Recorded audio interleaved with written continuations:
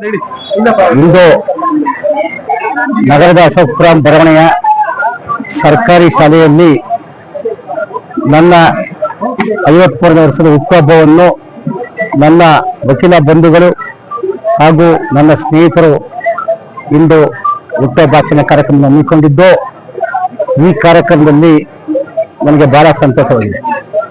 ಈ ಶಾಲೆ ನಾನು ಹುಟ್ಟಿ ಬೆಳೆದು ಓದಂಥ ಶಾಲೆ ಇದೆ. ನನಗೆ ನೀವು ಪ್ರಸಾದನವ್ರ ನೆನಪು ನನಗೆ ಕಾಡ್ತೀನಿ.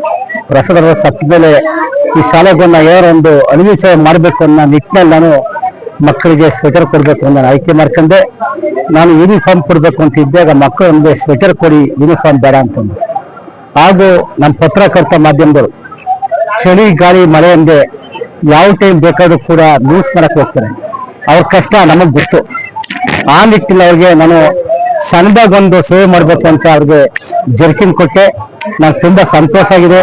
ಇವತ್ತಿನ ಕಾರ್ಯಕ್ರಮ ನನ್ನ ಹಿತೈಷಿಗಳು ಬಂದು ಬಳಗ, ನನ್ನ ಸ್ನೇಹಿತರು ಮತ್ತು ವಕೀಲ ಬಾಂಧವರು, ನನ್ನ ಅಣ್ಣ ತಮ್ಮರೆಲ್ಲ ಸೇರಿ ನನಗೆ ಹಾರೈಸಿದರೆ ಇವತ್ತು ನನ್ನ ಹುಟ್ಟುಹಬ್ಬದಿಂದ ನಾನು ತುಂಬಾ ಒಂದು ಸಂತೋಷವಾಗಿ ನಾನು ಆಚರಣೆ ಮಾಡ್ಕೊತಿದ್ದೀನಿ.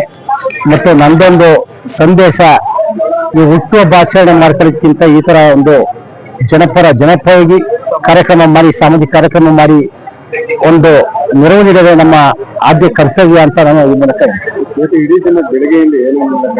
ನಾನು ಏನು ಕಾರ್ಯಕ್ರಮ ಮಾಡಿಲ್ಲ. ನನಗೆ ಶಾಲೆ ಮಕ್ಕಳಿಗೆ ಕೊಡ್ಬೇಕು ಅನ್ನೋ ಇದಿತ್ತು. ಈಗ ಎಲ್ಲ ಮಕ್ಕಳ ಜೊತೆ ನಾವು ಉಪಹಾರ ಸೇವಿಸ್ಬೇಕು ಅಂತ ಮಾಡ್ತೇನೆ.